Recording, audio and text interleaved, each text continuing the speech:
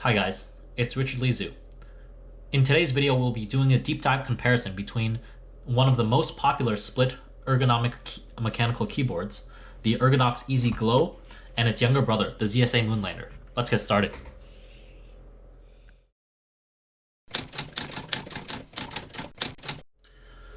So first, let's compare the pricing. Pricing-wise, these two keyboards are actually much closer than you would expect at first glance. The Moonlander here is a flat $365, whereas the Ergodox starts out at just $299. However, if you want the comparable experience between the two, you'll want to add a $25 for the tilt kit, as well as $30 for the wrist rest, which brings your total to $355. Keep in mind with the Moonlander, you also get a nifty travel case as well. Now, if we compare the physical keyboards, you can see that the Moonlander is smaller in every single dimension compared to the Ergodox. So not including the wrist rest, you can see that it's shorter, narrower, and less thick.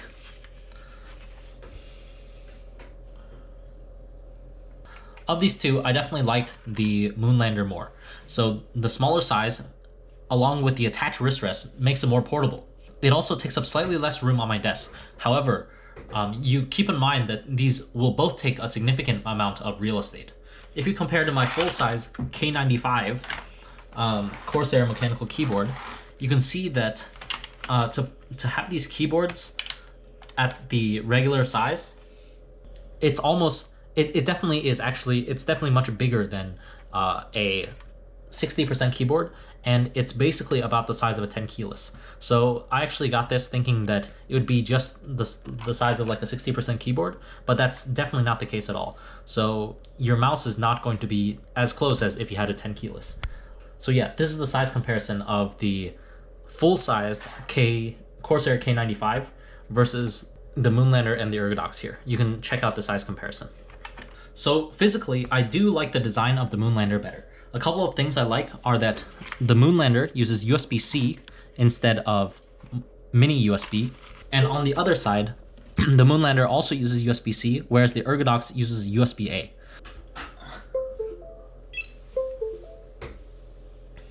As you heard, the Moonlander makes a click sound when you start up, and also makes that same sound when you reset. So that sound actually makes it much easier to tell when you've successfully reflashed your keyboard. Another difference between these two keyboards, as you can see, is that the Moonlander connects from the left side and the Ergodox connects from the right side. Now, both of these you can use, for the Moonlander you can use the left side by itself, and for the Ergodox you can use the right side by itself. So of these two scenarios, the Moonlander is nichely better. There are maybe a couple scenarios I can see where one would appreciate having this functionality. For example, if you're playing, an FPS game and you don't plan to type, then that's perfect, and you can actually narrow down the amount of desk space that you use and just go like this. And I know some people get gaming numpads basically for that very purpose, and this would basically serve that purpose. You can't really do that with just the right half, and you can't use just the left half of the Ergodox. However, one aspect in which I do like the Ergodox better than the Moonlander is that all of these legs can be adjustable with just your fingers. As you can see, there are notches here on all of these, so it's very easy to grip with just your fingers, and you don't need any tools. Although, you can see that if you wanted to use an Allen wrench, you could do so with the Ergodox. But on the Moonlander, this one is the exact same, this leg, but for your thumb cluster, you have to use the included Allen wrench tool that they give you in order to tighten the thumb cluster. I'm not sure why they made that design decision, but that's definitely something of note. I also appreciate that the Ergodox has more degrees of freedom by default. However, because this is my preferred angle, I actually end up not using the third leg. So that is a capability that I do not actually make full use of. For the dedicated keyboard enthusiast, both of these keyboards offer the option to hot swap any of the key switches.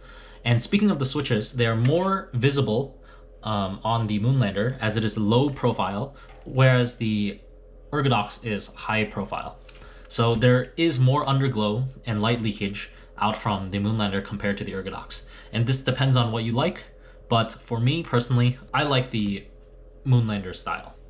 The typing comparison between these two, I like the typing experience on the Moonlander slightly more. So this is largely due to the wrist rest. The Ergodox rubber wrist rest, collects lint here and there, and it just doesn't feel as good as the matte plastic that they use for the Moonlander. I was afraid that it would be a fingerprint magnet, but actually, as you can see, it's held up through months of use just fine, and I don't see any shine from use. For the typing experience though, I do like the Ergodox slightly better. The tilted thumb cluster of the Moonlander takes a little bit of time to get used to, and I think the flat design of the Ergodox is still more natural to me. Speaking of the thumb cluster, I feel like 4 buttons on the Moonlander is just too few. I feel like if they kept this as 2 separate buttons, that would be enough for my purposes, but I always get the feeling that I'm missing some functionality. I sometimes have to map these keys. I just prefer the larger thumb cluster on the Ergodox. Additionally, I like that the modifier keys on the Ergodox are larger than just one standard key width, as this makes it more similar to a normal keyboard. As you can see on the left half of the Ergodox, this is where the tab, caps lock, and shift would be. So in this regard, the Ergodox is more like a traditional keyboard.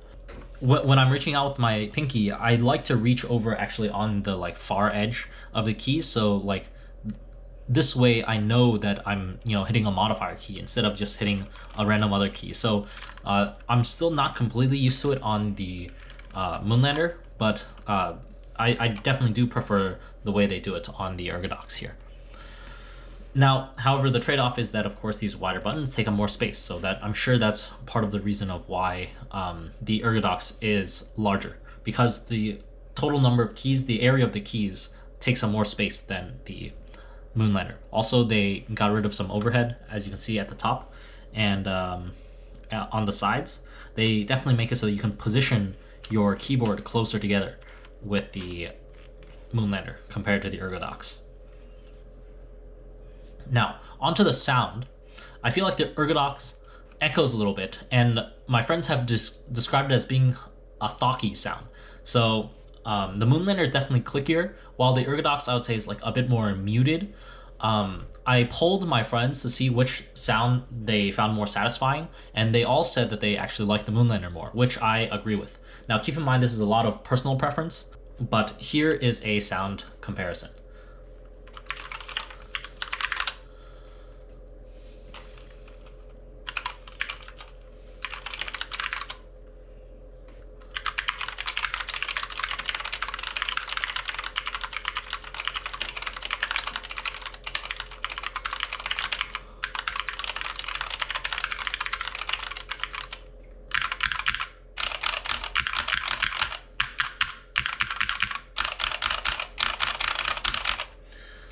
So I hope you guys could tell the difference there. Typing speeds for me are comparable. I can pretty much get used to any keyboard at this point. I didn't notice that one was noticeably easier or harder to type on than the other. I consistently get around 100 to 120 every single time on both of these keyboards. However, I can say that both of these keyboards are actually not as easy to type on as my Kinesis Advantage. So that keyboard has a 3D well layout, basically, where your fingers, dip into the keyboard, and that's a lot thicker too. I think that that is more conducive and more conforming to the human hand than these flat keyboards. So typists who are really interested in ergonomics should actually check out one of those.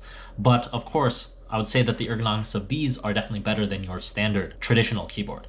On the software side, the experience between these two is largely the same. The software that you run to program these keyboards is actually exactly the same. And one thing I did notice though is that on the Moonlander there are a lot more color options than there are on the Ergodox. So I'm not going to cycle through them because there are 20 or 30 or 40 different options on the Moonlander and maybe just a dozen on the Ergodox. One thing of note, the reset button is easier to press on the Moonlander and much more difficult to press. It takes a lot more travel to press on the Ergodox. I found this out because the toothpick that I use to press the reset button on the Moonlander, I had to shave it down so that it could actually reach for the Ergodox. When you're resetting the keyboard, the Ergodox will make the startup sound. It sounds something like this. It'll make that sound when you have refreshed the software, whereas the Ergodox actually won't make any sound at all. Of these two, I personally like the Moonlander more. It's smaller, more portable, and comes with a travel case included. This helps, especially during a time like the pandemic, where I don't know if I'm going to be working from the office today or working from home. And for those of you who can't afford two of the exact same keyboard, it's nice to just carry around one keyboard with you. And another thing that's virtually a deal maker for the Moonlander, so it's not really a deal breaker on the Ergodox, but this is one thing that really pushed me to get the Moonlander, is the fact that it uses USB-C. Right from the factory, it includes a USB-C to USB-A adapter. So with this, I can use it with my desktop PC or my MacBook Pro very easily without having to buy a USB-A to USB-C adapter. They just include it for you in the box. So my final verdict is that of these two, the Moonlander is the better one and the one that I prefer, but actually neither of these compare to my Kinesis Advantage 2 keyboard that I use at work. So, please subscribe to see that comparison video. I have a lot to say about how that ergonomic mechanical keyboard stacks up to both of these. If you have any feedback, leave those down in the comments below, and I'll see you guys in the next one. Bye.